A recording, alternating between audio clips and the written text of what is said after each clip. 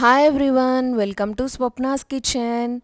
ఇంటికి ఎప్పుడైనా చుట్టాలు వచ్చినా కానీ లేదు అని అంటే మనకి స్పెషల్గా ఏదన్నా డిష్ తినాలనిపించినప్పుడు డైరెక్ట్గా ఎటువంటి సెకండ్ థాట్ లేకుండా నేనైతే కొబ్బరన్నం and chicken semi gravy curry చేసేస్తానండి. చాలా యమ్మీగా ఉంటుంది. మీరైతే తక్కువ టైంలో ఎలా చేసుకోవాలో నేను డీటెయిల్డ్గా చెప్తాను. వీడియోనైతే స్కిప్ చేయకుండా ఎండ్ వరకు చూడండి. సో ఫస్ట్ అయితే ఇక్కడ నేను 1 కేజీ చికెన్ని తీసుకున్నాను.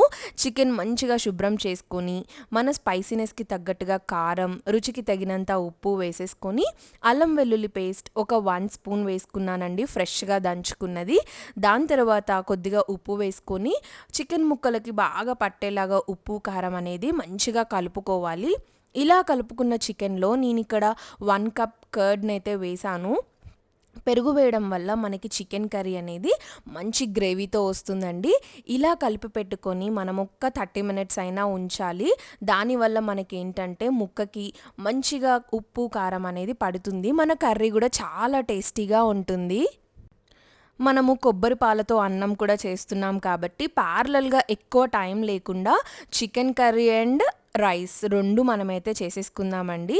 సో ఇక్కడ నేనైతే ఆఫ్టర్ 30 మినిట్స్ కర్రీ ప్రాసెస్ అయితే స్టార్ట్ చేసేసాను. మంచిగా మందంగా ఉన్న గిన్నె పెట్టుకోవడం వల్ల మనకేంటంటే అడుగు అనేది మాడకుండా ఉంటుంది కర్రీ.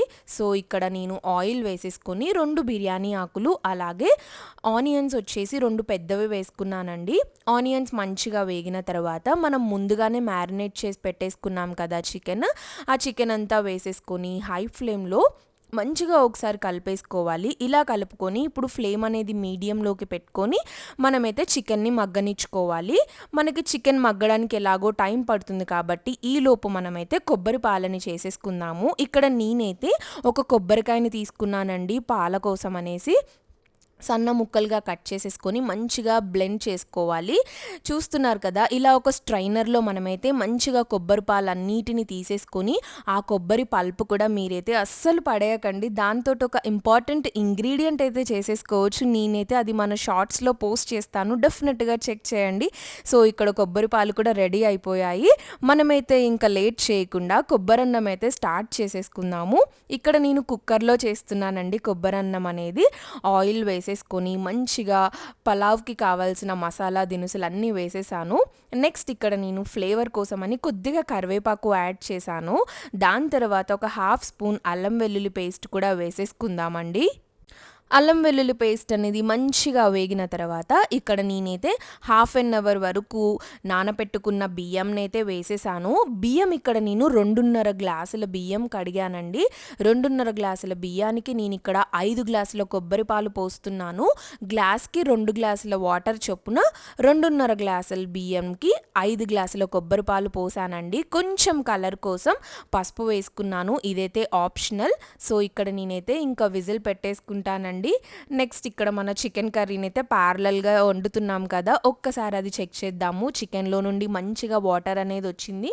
ఒక్కసారి కలిపేసుకొని ఈ టైంలో మనమైతే టొమాటో వేసుకుందామండి. ఇక్కడ మనం తీసుకున్న కేజీ చికెన్కి నేనైతే 2 మీడియం సైజ్ టొమాటోస్ని అయితే వేస్తున్నాను. సో మీరు తీసుకున్న క్వాంటిటీ చికెన్కి తగ్గట్టుగా మీరైతే టొమాటోస్ అనేది యాడ్ చేసుకోవచ్చు. టొమాటో యాడ్ చేయడం వల్ల కూడా మనకి గ్రేవీ కన్సిస్టెన్సీ అనేది మంచిగా వస్తుంది. టొమాటో కూడా వేసేసుకొని మనమైతే ఇంకొద్దిసేపు మగ్గనిద్దామండి మంచిగా. ఆల్రెడీ మనము ఉప్పు కారంతో మ్యారినేట్ చేసాం కాబట్టి మీరు ఒక్కసారి సాల్ట్ అండ్ కారం ఈ టైంలో చెక్ చేసుకోండి. ఒకవేళ మీకు కారమైన ఉప్పైన ఏది పడుతుందన్నా కానీ ఈ టైంలో అడ్జస్ట్ చేసేసుకోవచ్చు, నో ప్రాబ్లం. నేనైతే కొంచెం సాల్ట్ వేసుకున్నాను, నాకు కొంచెం సాల్ట్ పడుతుందని. అలాగే ఒక 1 స్పూన్ చికెన్ మసాలా, 1 స్పూన్ ధనియాల పొడి వేసాను. మనకి చికెన్ మసాలా వేయడం వల్ల ఫ్లేవర్ అనేది చాలా బాగుంటుంది. చికెన్ మసాలా, ధనియాల పొడి కూడా వేసేసుకొని ఒక్కసారి కలిపేసుకున్నానండి. ఇక్కడ మనము చికెన్ కర్రీ అనేది సెమీ గ్రేవీలో చేస్తున్నాం కాబట్టి మరీ ఎక్కువ వాటర్ పోయకుండా కొంచెంగా వాటర్ పోసుకోండి. ఒక్క 1 గ్లాస్ వరకు వాటర్ పోసేసుకొని మంచిగా మీడియం ఫ్లేమ్లో చికెన్ అనేది ఉడకనిద్దాము.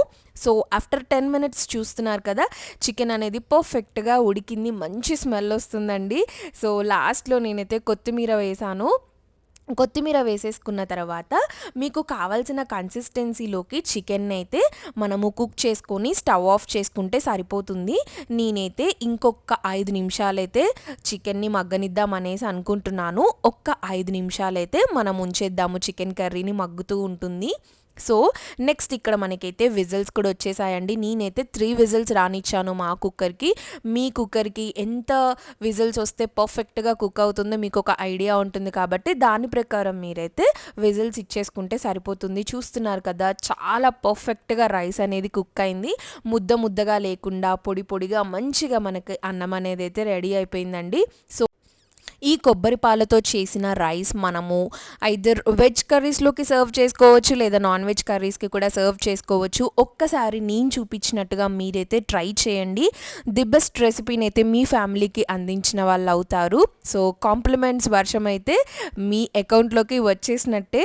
ఇక్కడ నేనైతే చికెన్ కర్రీ కూడా ఆఫ్ చేసేసుకుంటున్నానండి. ఇంకైతే ఆలస్యం లేకుండా కొబ్బరి పాలతో చేసిన అన్నం అండ్ చికెన్ సెమీ గ్రేవీ కర్రీని అయితే సర్వ్ చేసేసుకున్నాను.